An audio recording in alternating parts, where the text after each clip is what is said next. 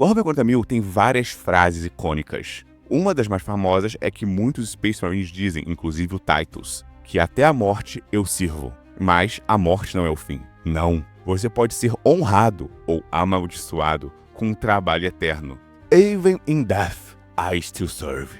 Ou, como eu gosto de traduzir, mesmo na morte, ainda servimos. Este é o lema dos encouraçados, dos Dreadnoughts, e é o que vamos falar hoje. Aqueles honrados e condenados no 40º milênio ao trabalho da CLT eterna.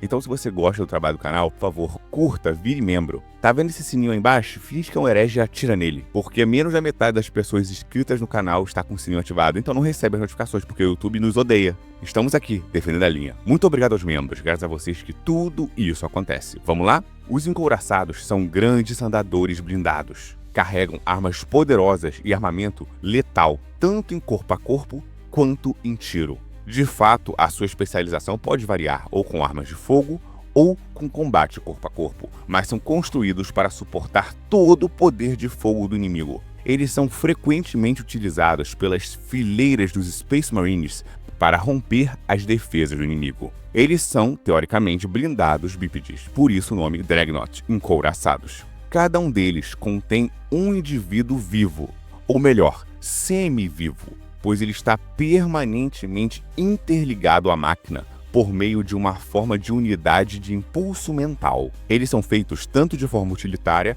quanto de forma para exibir a força e a honra do capítulo ou legião que pertencem. Alguns, inclusive eu, acham os Dreadnoughts incrivelmente interessantes e muito maneiros como via de regra. Mas tem alguns designs que as pessoas acham um pouco polêmicos e algumas pessoas acham galhofa, e isso é heresia. A unidade de impulso mental, ou em inglês MIU, é um elo neural entre um cérebro senciente e um equipamento, que permite que o indivíduo controle e monitore os sistemas apenas com o seu pensamento. Eles são usados em vários tipos de veículos, tanto os Dreadnoughts, os encouraçados, como em muitos titãs dos adeptos mecânicos. Não todos, mas a maioria. Entretanto, raramente são vistos em outros lugares. Por exemplo, os cavaleiros, que eu já fiz um vídeo sobre eles, está aqui em cima no card, não usam esse tipo, eles usam o trono mecânico, eles usam outro tipo de tecnologia. Porque o nobre ainda pode sair do seu cavaleiro, vivendo nas máquinas mecânicas para o combate, mas ele ainda tem a sua vida como nobre. O Dreadnought não, ele não tem como sair, ele está geralmente semi-vivo, praticamente morto. Os Dreadnoughts são surpreendentemente ágeis, capazes de andar e se equilibrar com facilidade, lutando quase como se fosse uma criatura viva. Diz-se que é uma tecnologia antiga. Durante a Guerra da Unificação já existiam os proto-encouraçados, que poderiam ser pilotados por guerreiros não astartes. Os Thunder Warriors, teoricamente, pilotavam esses proto-Dreadnoughts. Mas, agora, no 41º milênio, apenas Space Marines podem ser enterrados neles. E sim, o termo é enterrados. A tecnologia dos Dreadnoughts são antigas, mais antigas do que você pode imaginar. Datam de dezenas de milhares de anos antes do Império do Homem, durante a era da Dark Age of Technology, o auge da humanidade, e foram muito utilizados durante a era do conflito, Age of Strife. Se você já viu o vídeo que nós falamos sobre o resumo da timeline, você sabe que a era que os Slaanesh estava prestes a nascer estava tendo muita tempestade no Warp e as colônias humanas se separaram, entrando em vários conflitos entre si. Foi o colapso da antiga Federação Humana, um conjunto anterior ao Império do Homem. A tecnologia foi quase que perdida devido à era do Strifer. A maioria dos Dreadnoughts são antigos, são armas ainda desta época, que foram redescobertos e colocados para servir os Astartes. Mas os especialistas mais ilustres, agora no 41º milênio, ousam construir novos encouraçados. Durante muito tempo, devido à estagnação tecnológica do Império, foi-se proibido criar novos encouraçados. Tinha apenas o que se encontrava e tinham que descobrir novos. Era muito comum criar-se encouraçados e mentir dizendo que eles foram encontrados, pois é heresia criar nova tecnologia. Graças ao retorno do Robot Guilliman, o papai Smurf, isso está sendo um pouco relativizado. O Dreadnought, obviamente, pode ser danificado, destruído ou desativado, mas geralmente ele consegue sobreviver, pois basta que o túmulo blindado, o sarcófago principal, ainda esteja intacto. Se o ocupante do encouraçado se mantiver vivo dentro do sarcófago, ele pode ser reparado. A interface neural do veículo, por ser uma tecnologia muito antiga e de difícil compreensão, causa um imenso estresse mental ao ocupante, criando assim constante condição de letargia, confusão, convulsão, descronometria. Sim, eles podem perder a noção do tempo que eles estão. Há encouraçados que podem acreditar ainda estar lutando na heresia de Horus. E o mais trágico, chegando até mesmo à senilidade e à insanidade. Por isso que a maioria dos encouraçados passa a vida inteira focado em estudos ou em formas de resistir a esses efeitos do estresse mental. Mas a maioria está condenado ou na loucura, ou na letargia, na dicronometria ou na senilidade. Anchorite, por exemplo, foi sustentado pela sua fé. Ele conseguiu se manter são focado na fé. Se quiser saber mais sobre a história dele, está aqui na história do Anchorite. Já Raylanor conseguiu resistir no fundo de Tsivan 3 pelo ódio. Apenas o ódio contra Fulgrim o sustentou da loucura. Por isso que a maioria das vezes, quando eles não estão lutando, os Technomarines, que são a parte mecânica dos Adeptos Astartes, coloca eles em estase para que eles possam dormir e poder descansar num sono sem sonhos durante os séculos. E lá eles permanecem até que mais uma vez sejam chamados para o campo de batalha. Mas nem todos os capítulos seguem essa estrutura de botar os Dreadnoughts para dormir. De qualquer forma, em lore, os Dreadnoughts só são utilizados em momentos de grande necessidade. Em casos de conflitos de longa duração, o encouraçado pode ficar acordado e ativo durante meses, não tendo momento nenhum para descansar, trocando apenas os seus fluidos amniópticos para manter o piloto o melhor possível durante essa situação. Os pilotos são praticamente sempre fuzileiros espaciais, Space Marines, que sofreram ferimentos mortais. Os piores ferimentos possíveis em batalha, mutilados, aleijados, além da recuperação possível. E a maioria deles, na maioria dos capítulos, pode escolher entre ter o descanso misericordioso dado aos mortos ou servir mais uma vez, recebendo a honra de continuar a servir ao Imperador e à humanidade, além das suas vidas naturais. Até na morte ainda servimos.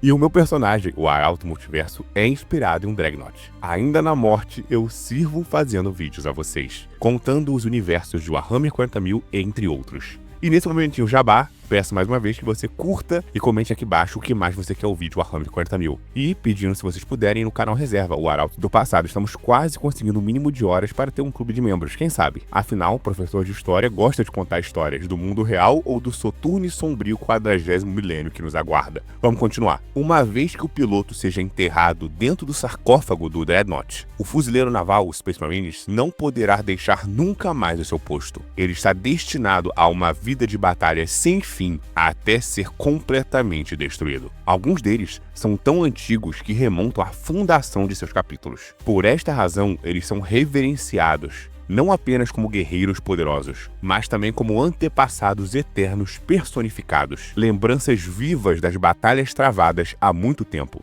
Os anciãos mais respeitosos de seus capítulos. Geralmente, claro que depende do capítulo, se eles são pessoas normais ou são bandos de malucos lunáticos, porque tem capítulo que tem bandos de malucos lunáticos mesmo sendo leais ao Imperador. O piloto só morrerá de fato se algum projétil blindado conseguir destruir o seu sarcófago. E os seus pensamentos, emoções, sentimentos são enterrados tão profundamente dentro do sarcófago que são apenas traduzidos pelo sistema do Dreadnought, em uma vocalização simulada que lembra vagamente a voz original do piloto. Por conta disso, tradicionalmente, o seu nome é cravado em um pergaminho ou na lataria do Dreadnought. E quando o piloto for morto por algum motivo, mas o veículo for recuperado e um novo assumirá, um novo nome será escrito na lataria ou no pergaminho. Existem várias variantes, mas os principais padrões que são divididos em subvariantes são Castraferrum Dreadnought e o Redemptor Dreadnought. Ou, numa tradução meio literal, que eu gosto de traduzir, o encouraçado Casta de Ferro e o encouraçado Redentor. Por exemplo, Raylanor era um Desprezor Dreadnought do padrão principal, o padrão clássico. O Anchorite, teoricamente, foi posto em um Dreadnought venerável,